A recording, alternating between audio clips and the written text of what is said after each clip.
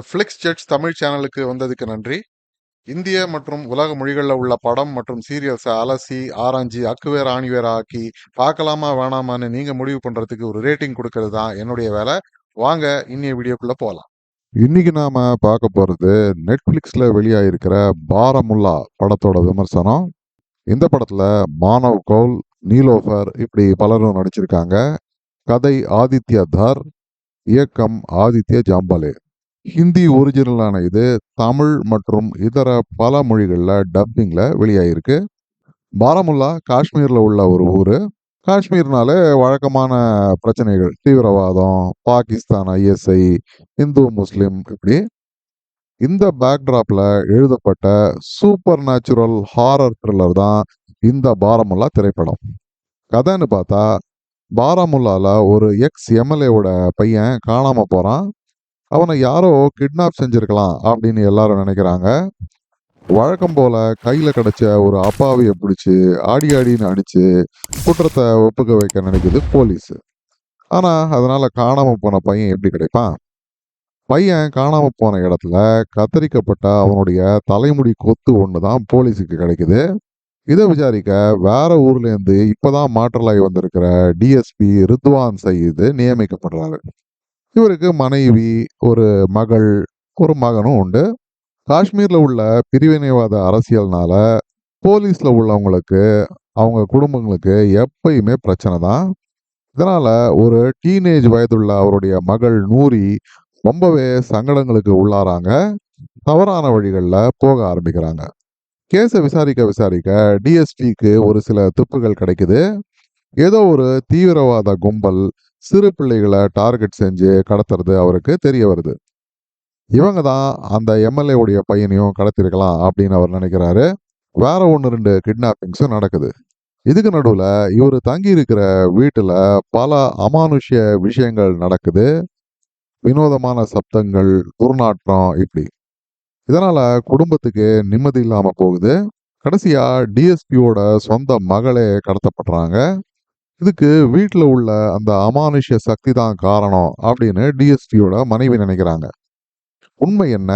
இந்த அமானுஷ்ய சக்தி தான் என்ன? அதுக்கு என்னதான் வேணும்? இந்த கேள்விகளுக்கு நெஞ்ச உலுக்கிற வகையில பதில் சொல்றது தான் இந்த படத்தோட மீதி கதையே. எனக்கு இந்த படத்துல ரொம்ப பிடிச்சது என்னன்னா, முதல்ல இப்படி ஒரு படம் வெளியானது தான்.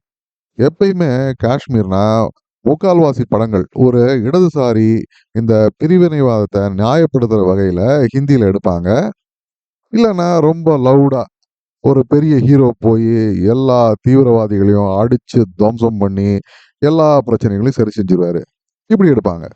இந்த எல்லாத்துலேருந்தும் வித்தியாசப்பட்டு ஒரு சூப்பர் நேச்சுரல் ஹாரர், அதுவும் உண்மைக்கு ரொம்ப நெருக்கமா, எல்லாராலும் அவ்வளவா பேசப்படாத, இந்த ஜெனரேஷனுக்கு அவ்வளவா தெரியாத ஒரு சப்ஜெக்ட்ல ரொம்ப அழகா படத்தோட த்ரில்ஸ், சஸ்பென்ஸ், என்டர்டெயின்மெண்ட் வேல்யூ துளி கூட காம்ப்ரமைஸ் ஆகாம இந்த கதை எழுதப்பட்டிருக்கு.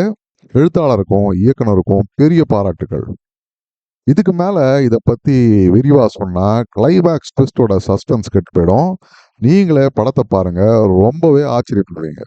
படத்துல லொகேஷன், லைட்டிங், சினிமாட்டோகிராஃபி, காஸ்டியூம் எல்லாமே அமக்களமா இருந்தது.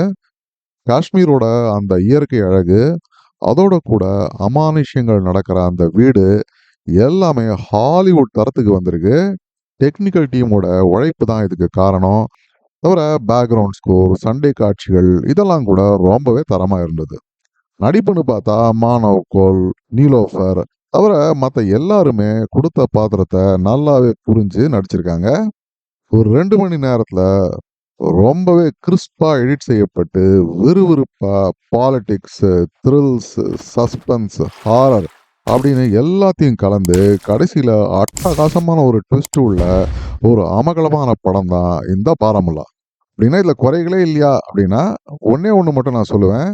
நீங்க பெரிய ஹாரர் மூவி ஃபேன், பல ஹாலிவுட் ஹாரர் படங்களை பார்த்துருக்கேன் அப்படின்னா, படத்தோட அந்த பேசிக் ஸ்ட்ரக்சர், காட்சி அமைப்புகள் வேற சில ஹாலிவுட் படங்களை உங்களுக்கு ஞாபகப்படுத்துறதுக்கான வாய்ப்புகள் உண்டு.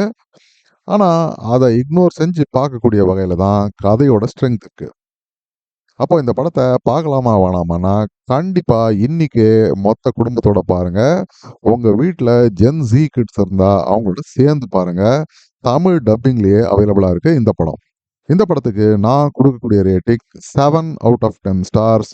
மீண்டும் ஒரு முறை இன்னொரு விமர்சனத்தோட உங்களை சந்திக்கும் வரை நன்றி, வணக்கம். இந்த வீடியோ பிடிச்சிருந்ததுன்னா லைக் பண்ணுங்க, ஷேர் பண்ணுங்க, சப்ஸ்கிரைப் பண்ணுங்க. உலகத்தரமான படம் மற்றும் சீரியல்களை நீங்க பார்க்கணுங்கிறதுக்காக பல சினிமா சீரியல்களை பார்த்து அதிலேருந்து சரியானதை மட்டும் அடையாளம் காட்டுறது தான் இந்த சேனலோட குறிக்கோள். நன்றி.